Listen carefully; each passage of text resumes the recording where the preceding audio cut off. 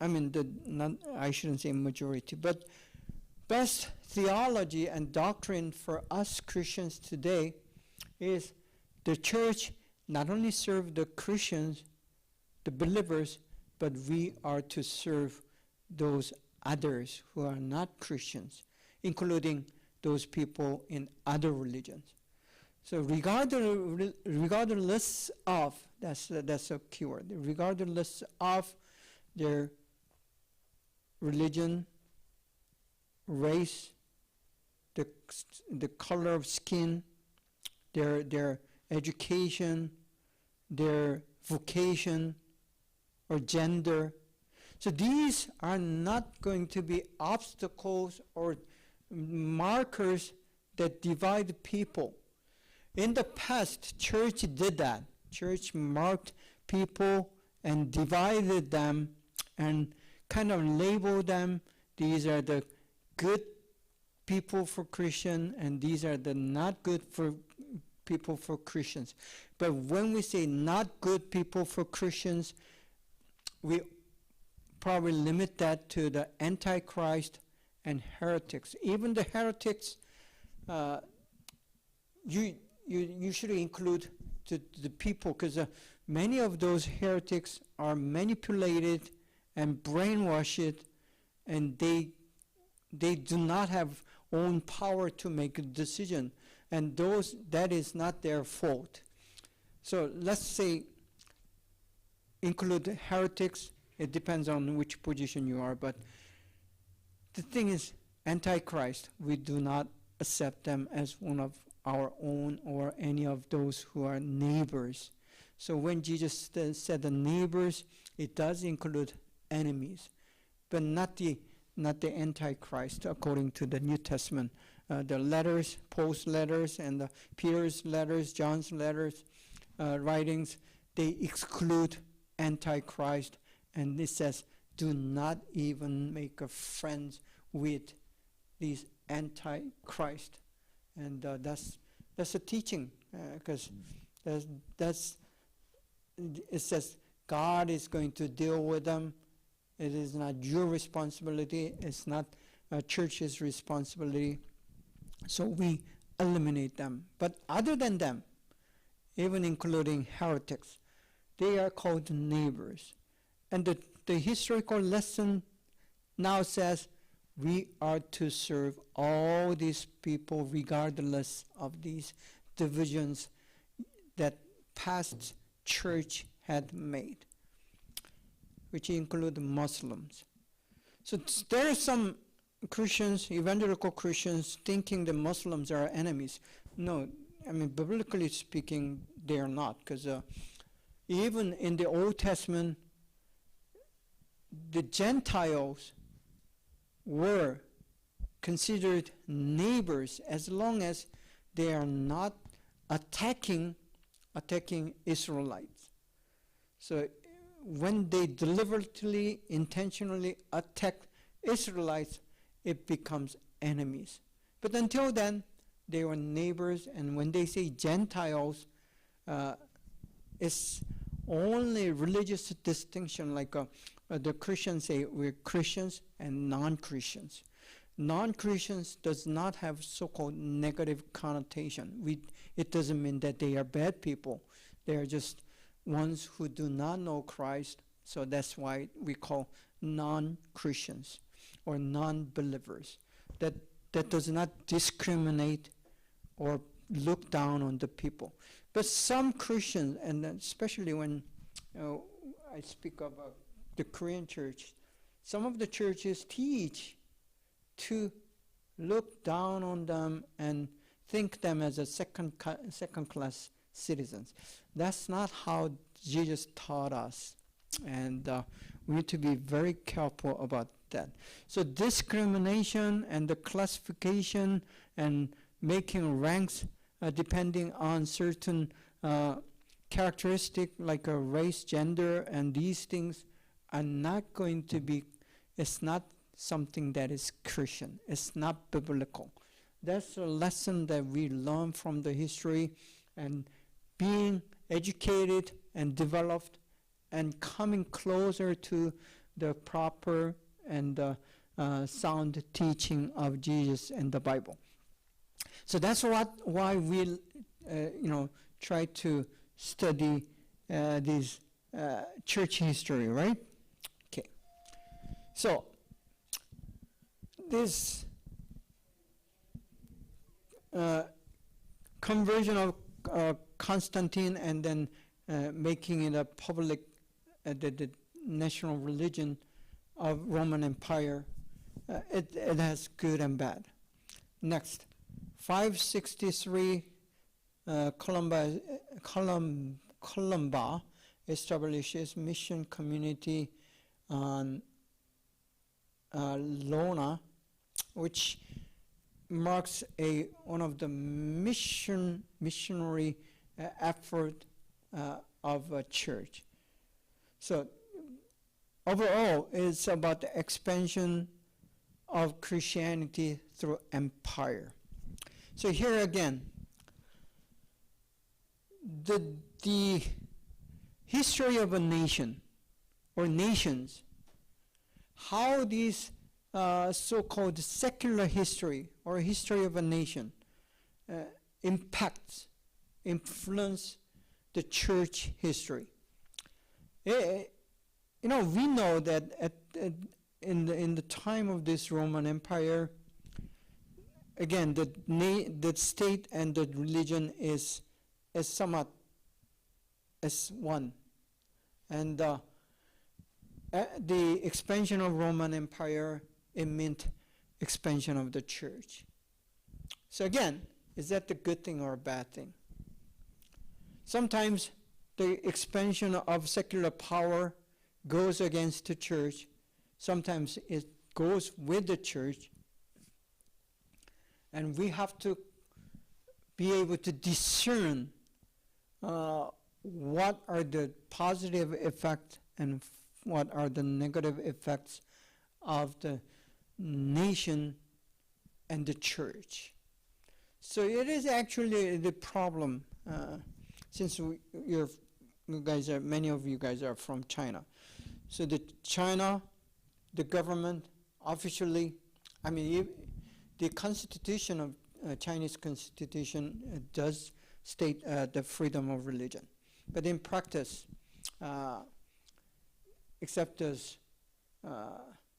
three self-church, right? 삼자교회. That is official church, but majority of Christians don't belong to that church, official church, but underground church. And many of these underground church are persecuted, and not so out front, but now China do not allow missionaries to, do the outside missionaries to come in and do evangelism and mission. So these things do happen, and so is it a bad thing to have government that persecuting and doing these political pressure on the church? The answer is not so, because, for example, North Korea, there's a very strong church, existing underground church, because they have to, risk their own life to become a believer and to continue to believe. You don't risk your life in China to be a Christian, but in North Korea, yes, it is. You're sent to this prison camp, and then no one actually comes out alive from those camps. That means it's like a hard labor day after day until you die, because you're a Christian. So these things do happen in modern church history, yet their belief, their faith is 100 times stronger than the Christians in South Korea. And during this Chinese, the Communist Party ruling last 50, 70 years history, the church in China had grown pretty rapidly. And we assume there's like 100 million plus Chinese Christians, underground church existing today. So, it's hard to say how God works in this church history and between the state and the church issues. But we are trying to draw some principles and lessons from those history that we are looking at and reading. Christian Middle Age. Middle Age is marked in historically, if you study any European history or world global history, it's called the Dark Age. It is dark because the church took over the everything, political, economy, and the society, the culture, everything becomes religious. I shouldn't say, I hate to say Christian, but religious. So the Christianity becomes the religion. And that's where it goes wrong, because the Christianity is more than religion. If you limit the Christianity to the form and the terms and the definition of a religion, then we have issues developing from that. And then these Roman Catholic Church and the Roman Empire, the joining of the politic and the state, and after like 300-400 years of the history with the state with the church, now we have deepest ever corruption and the hindrance of Christian expansion, or the hindrance against biblical Christianity. So we are faced with this very task in understanding why the Middle Age become Dark Age, even to those secular historians. Okay. Let's continue the discussion on the Middle Age. Again, it is called Dark Age. It says on year 590, Gregory the Great elected as Pope. So the age of Pope, the Pope of the Roman Catholic Church becoming the king over kings. So many European nations, the Catholic Church is under the authority and the power and the rule of the Pope, which is very unbiblical or unlikely structure. Some, probably at the time, they thought it's what God wants us to have. And we call this as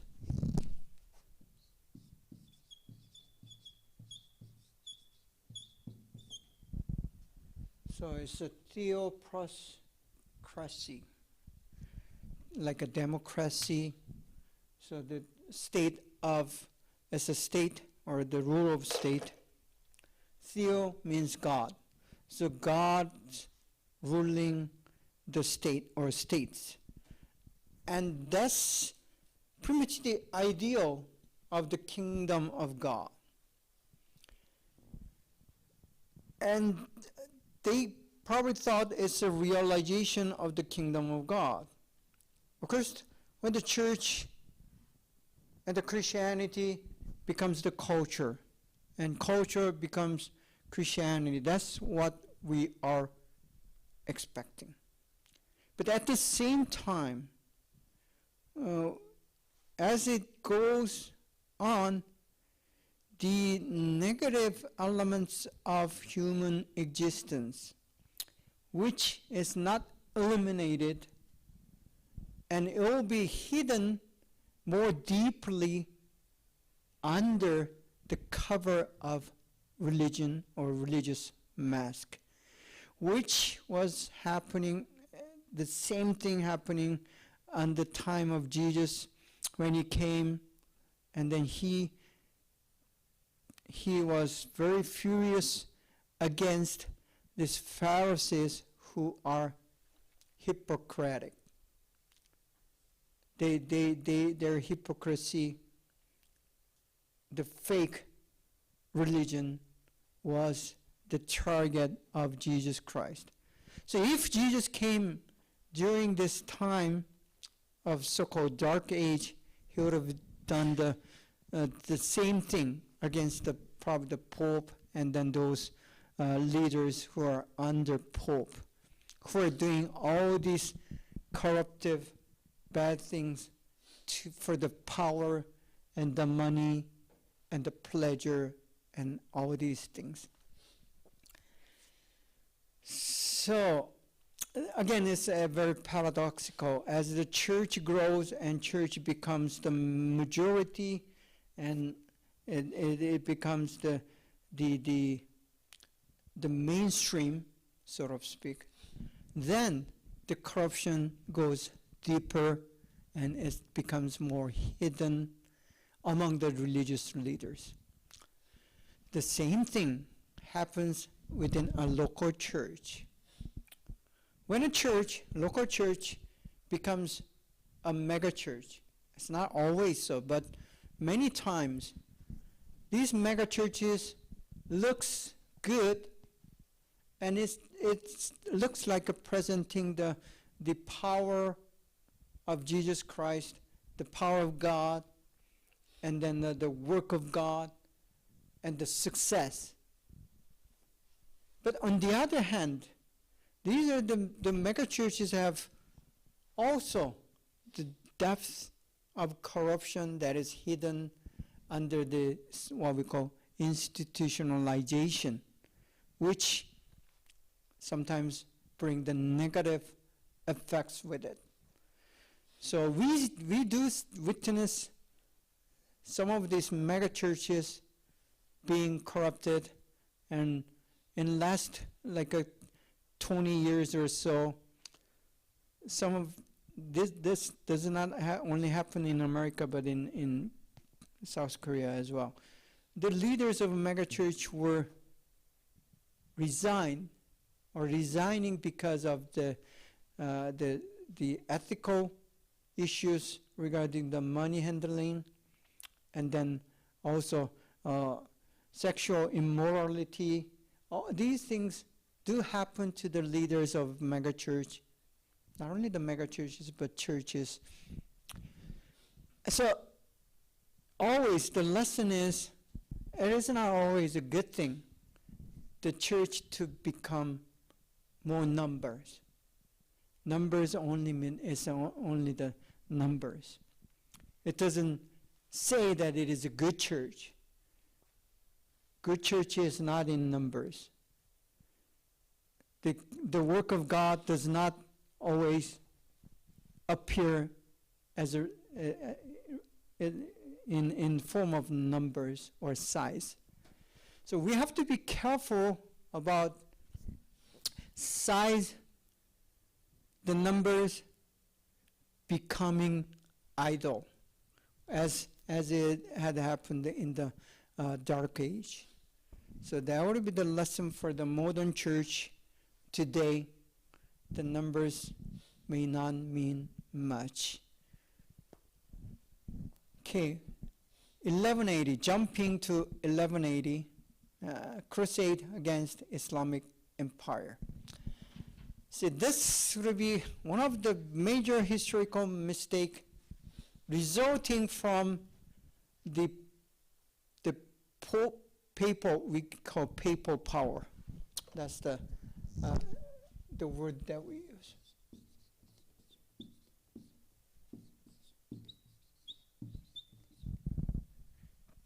The power of a Roman Catholic Pope. So the papal power,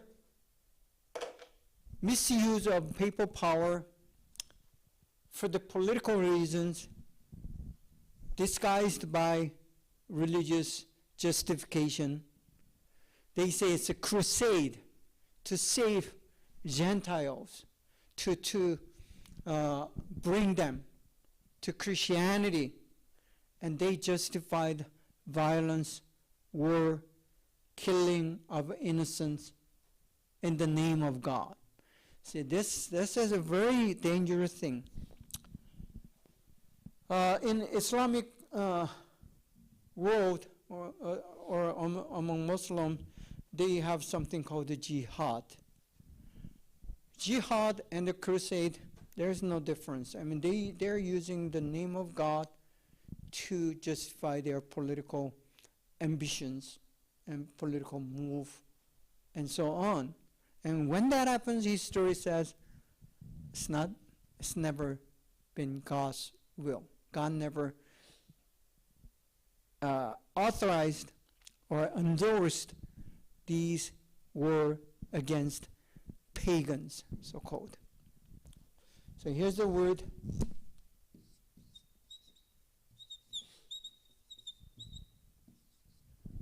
So one of those Christian jargon is a sort of the word that is used in a certain manner, which is usually have a negative connotation. So the pagan is one of the jargons that Christians use to downlook on non-believers.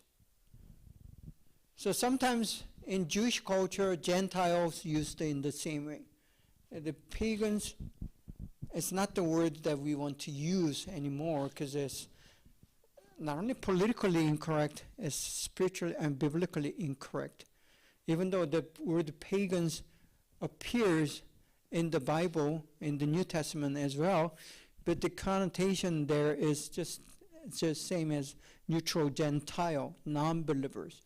But in the time of this crusade, when they say pagans, they are the ones who are not only ignorant of God, but lesser people. It's like a second-class citizens. They thought when they used the pagans, it sounds like to them it sounded like more like animals. And you can find many evidence in the documents that are produced during these times. So it is okay to kill these animals because they are not only pagans,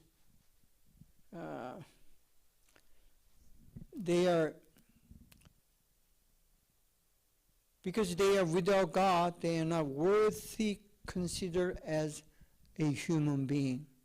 So that was like a philosophy and the worldview during the time of this dark age, and then eventually leading that to crusade against Islamic empires.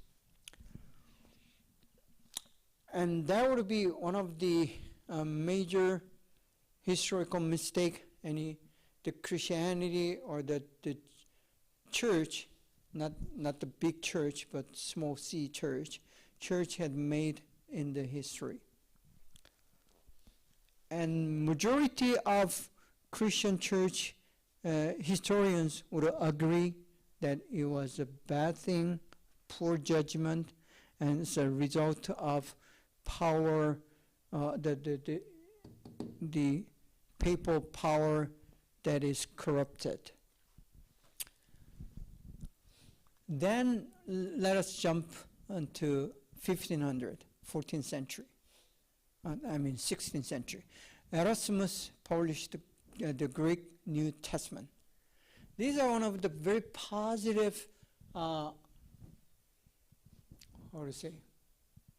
positive development, like a translation of the Greek Bible or the Hebrew Bible into English and other languages, which helped Christianity to mature. I wouldn't say expand or grow, but mature, because the reason that I say this is the so-called lay people,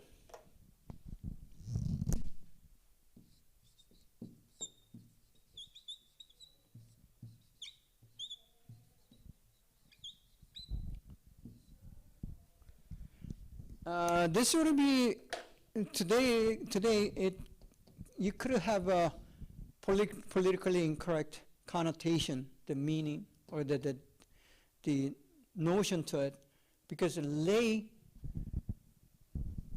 against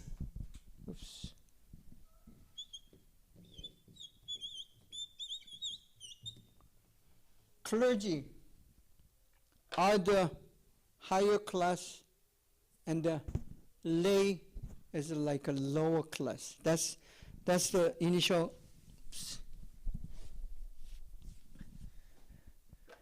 meaning or the connotation behind the use of these words. So the layman is not so good word, but we'll use it anyway for the sake of discussion. So the layman and woman, just general people common people in the congregation, let's say that. The layman and woman as they're just common people, not those who are in the leadership. Because if you go back to this time, the Dark Age, majority of Europeans were not able to read or write. Only the probably 1% or maximum 10% of people were able to read and write. Especially, speaking of Latin, which was the official language for the church, the Catholic Church, probably less than 1% were able to understand, write, or read Latin. So, the Roman Catholic Church limited the use of the Bible only to the clergy people, the priests who were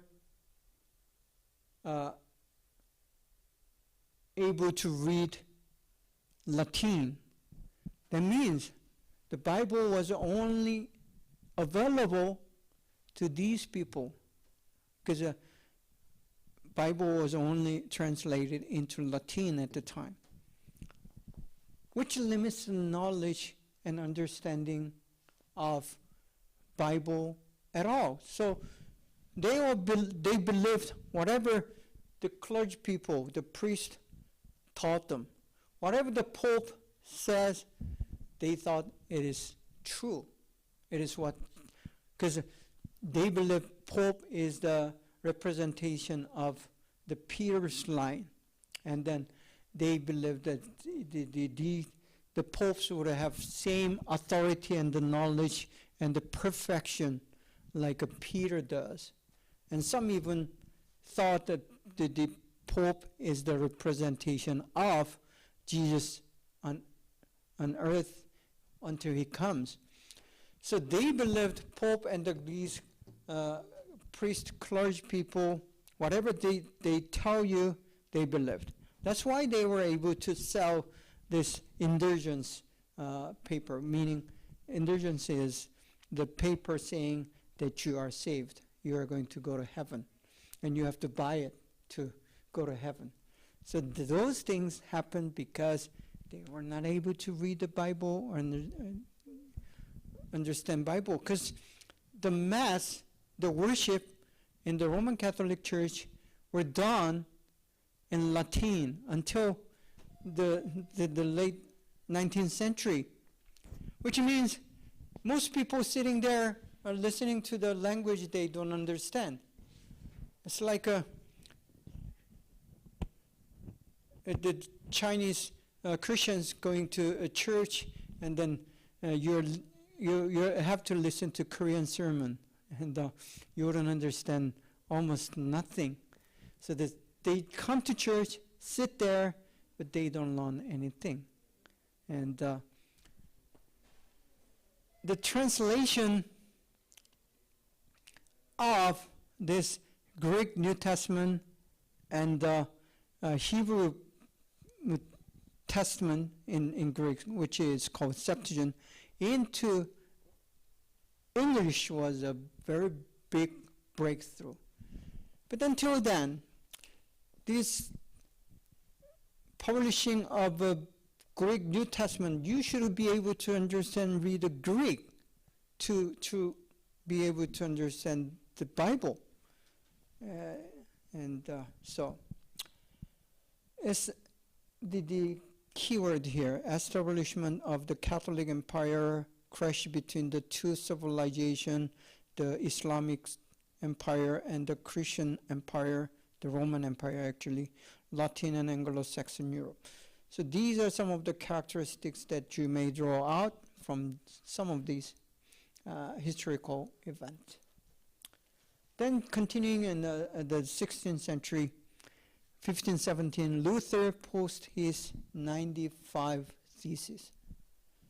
So that's the start of what we call Reformation, which is one of the greatest or significant, or should rather say, significant event in a Christian church history since the first church and the Pentecost. Even though the Reformation, after like a 500 years now, since it's 1517, now it's 2026, it's more than 500 years, right? So after 500 years, now the church is pretty similar to what was in the past at the time of Reformation. We need another Reformation.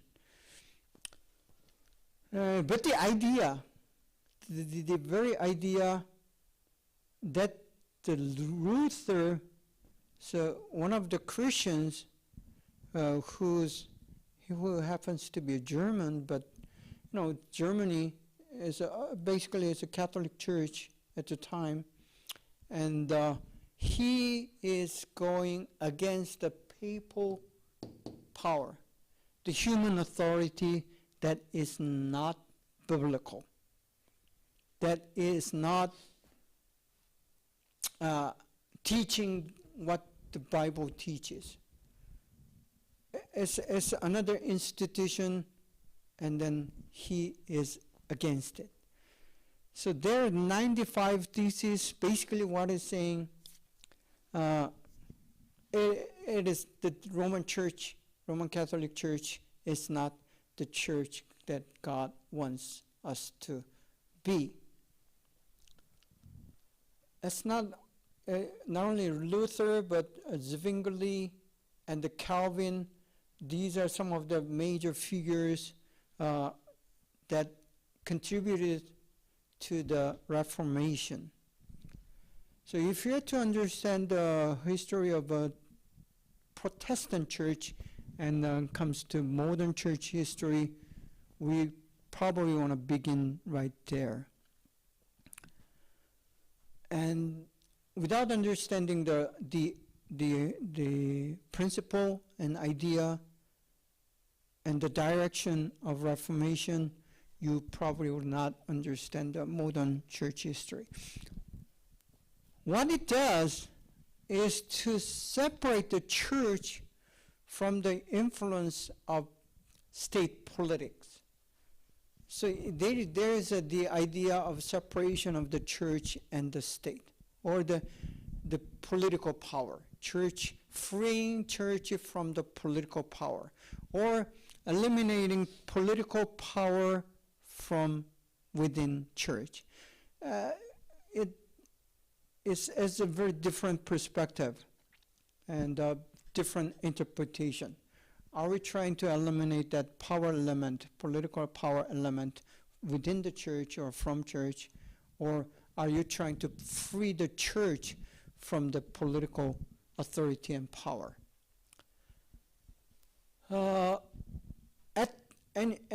Anyhow, the result is the birth of what we call Protestant church today.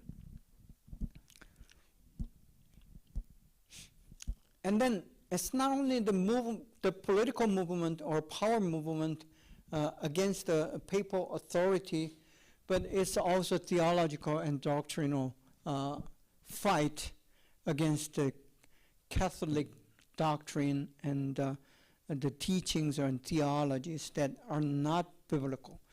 So the main idea in the implication and the significance of this Reformation is, the key word would be this.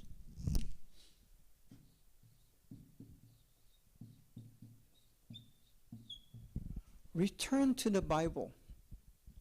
Return to the Bible. So what is biblical becomes the main question in the theology, including theology of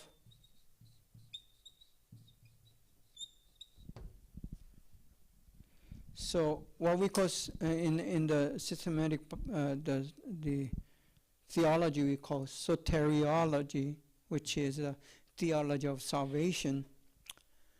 The key question is, how are we being saved?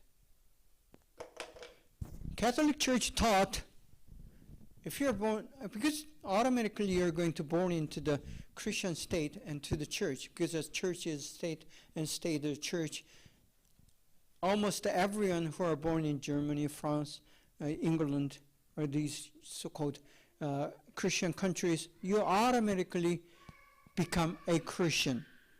Just like if you're born in those Islamic states in the Middle East or Indonesia, somewhere that you automatically considered a Muslim. Same thing happened there. So the word automatic, without your own choice or by birth, is a very dangerous word for Christianity. It has been, and it is now, and it will be. You are never going to be born as a Christian, because Jesus said you have to be born again. So the idea that somehow the Christianity is inherited through the birth or the tradition or the family trend or family power, that's something that we need to do away with, need to throw away. So the salvation is not never automatic, nor salvation is done through some rituals, because in the Catholic tradition at the time, if you take the communion and then if you are baptized, then you will be saved, regardless of your inner thought and belief. They were taught to believe certain things, and the so-called, the Catholic theology, but they never were able to make their own personal decision regarding these doctrines or beliefs or whatever. So again, the Christianity in this Catholic Dark Age, it became an ideology. It became religion. So that's why I do not want to use the religion for the Christianity. Christianity is not a religion as they are defined at the time, or commonly defined in today. Christianity has never been the religion, and it is not a religion. It's much more than that. So when you limit the Christianity to the level of religion or ideology even, that's not limiting, but it's like a twisting or corrupting the Christianity into the level of ideology, then it is very dangerous. It does not only happen to the state level or the papal, the Catholic Church level, but it can happen at the local church level as well. That is very dangerous, because today many Protestant churches, even though we belong to certain denomination, each local church has its own politics and own culture and own leadership that is not so much controlled by the higher authority. So that means there's no balance and check. When that happens, the pastor, so-called pastor, who rules like a king or dominates his or her congregation, can do the same thing just as much as this Pope had done in the time of Dark Age. So that's the danger. Even in many Protestant churches, many so-called evangelical churches, we do see these pastors taking over the authority of the congregation. Not only that, they are teaching the things that is against Bible, beyond the Bible, or not in the Bible. And because people are ignorant, they don't study Bible. And then you're misled by these pastors. Same thing. It's only the thing is it's happening at the local church level, but the same history repeats itself even today in modern church. So as we study modern church history, it's not just the narrative that we are going to follow the timeline, but more important is what are the lessons and implications that we can use and that is repeating among us. And by looking at it and understanding it and interpreting it, we can get the idea and the make it better, more biblical. So including this not only the salvation, the theology of salvation, everything else, especially the theology of church, has been twisted and misused and misled by this papal power that caused these awakened leaders like Luther, Zwingli, and Calvin to have their sayings against, in spite of, this is important, in spite of being persecuted by own church. And they took that risk, and they were able to change the church and change the world and change the history for the better. And I'm sure that is the design of God to do so.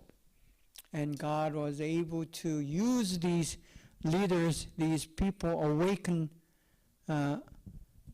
people to lead the church the right way. So what does that mean for us today? It's going to be happening again in our church history today, in modern history. God is going to raise up some of these prophetic people to change the way it is in this world, the church today. So we hope and pray there are going to be another drastic reformation that come today to help the church become biblical. So that should be our prayer. Okay. Then next we jump into the 17th century, 1648, Peace of Westphalia and 30 Years' War. So that kind of marks the end of this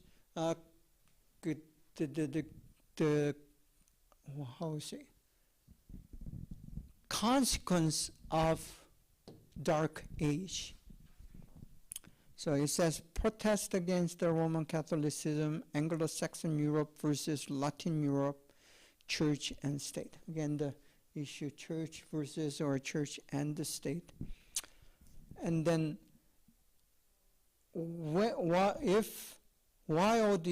there is a crash between the Islamic Empire and the Roman Empire, which Roman Empire presenting Christian world, and the Islamic Empire representing the Islamic world. In this, as it comes to 16th, 17th century, we see the Anglo-Saxon Europe and Latin Europe dividing itself, and then there's a East Orthodox Church separate itself from the Roman Catholic Church, in spite of regardless of Reformation. So that's how these Orthodox churches were born, like Romania and Czechoslovakia, and those Eastern Europe separate itself from the Roman the power, which later becomes Anglo-Saxon Europe, including France, the Germany, and the England, and so on. And the Latin Europe, Spain, Italy, Portugal, they are divided and separated.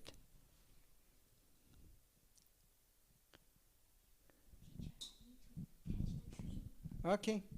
Thank you. Yeah, we'll end up. So the same thing next week as well. So we'll finish it like at 2:20. Thank you so much. Thank you. Hurry up.